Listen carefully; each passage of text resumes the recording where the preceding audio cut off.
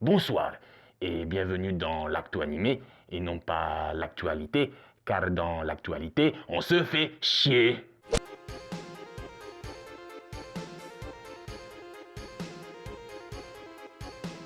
Comme vous le savez, s'est déroulé les MAPPA Studio Festival le 27 juin 2021 et c'était l'occasion d'en apprendre plus sur les futurs projets des MAPPA. Et donc, commençons sans plus attendre par un nouveau trailer de Heian Sedai Ida Tentachi prévu pour cet été 2021.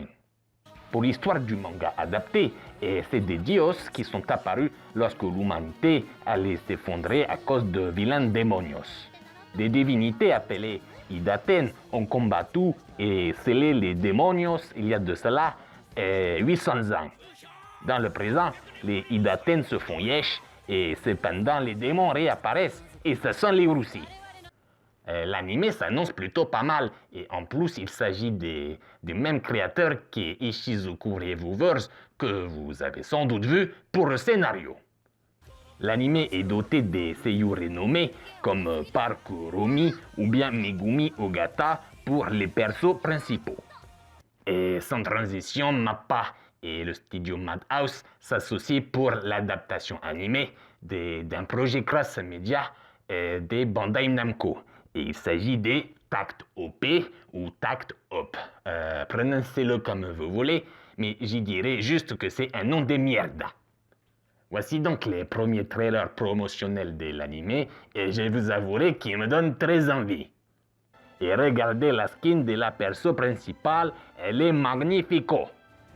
Pour l'histoire de l'anime, une météorite nègre est tombée sur le monde et le monde a complètement changé. La météorite a produit des monstres appelés D2, qui ont commencé à sévir.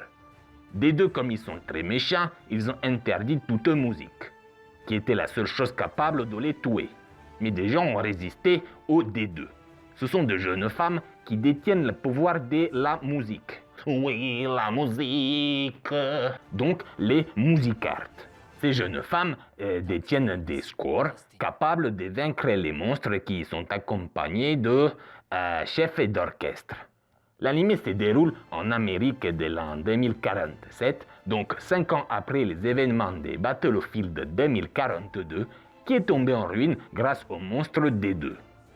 On suivra Tact, doublé par Kuki Uchiyama, un chef d'orchestre associé au musicarte nommé Unmei, dont on ne connaît pas encore la doubleuse officielle. Personnellement, ça me rappelle un peu à Guilty Crown, donde la musica avait une place importante au sein de l'anime. En tout cas, moi, je vais les voir car ça s'annonce pas mal du tout. Et je pense que le potentiel, il est là. Tact OP Destiny prévu pour octobre 2021. Et maintenant, la noticia que vous attendiez tous, en effet, le studio MAPPA a enfin dévoilé les premières images de l'anime Chainsaw Man. Et par mes aïeux, sa mère, vous avez vu la qualité, ça démonte tout la putain de merde. Le staff est composé d'une équipe 5 étoiles.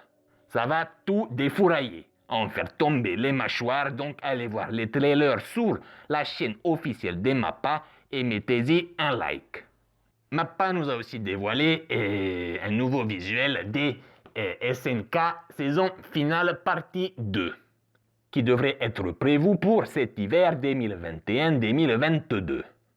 Et on ne dirait pas, mais je suis tout excité de voir cette partie 2, que j'en ai même mouillé mon pantalon, mais ça, vous ne le verrez pas. Et enfin, MAPPA a clôturé son stream par l'annonce d'un film original, dirigé par la célèbre Mari Okada, qui avait écrit notamment Anohana ou bien Gundam Iron Blooded Orphan.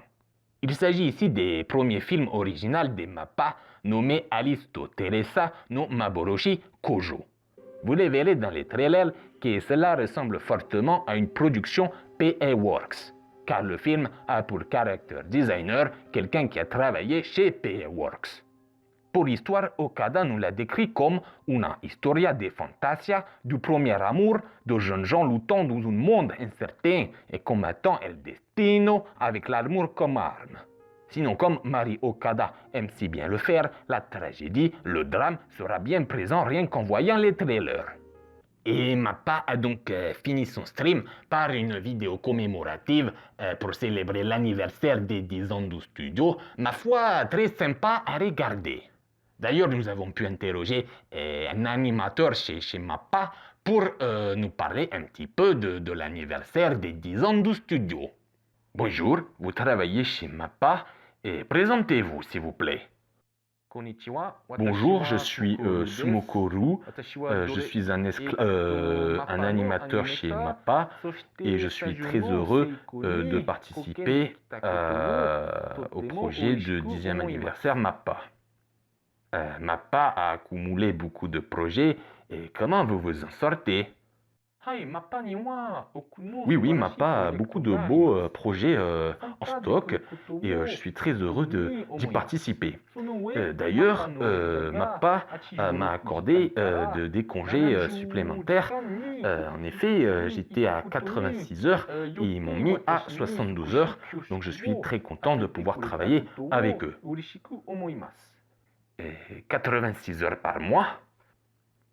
Non, par semaine. Et voilà ce qui conclut notre actu animé et non pas actualité, car avec l'actualité, on se fait chier. À bientôt.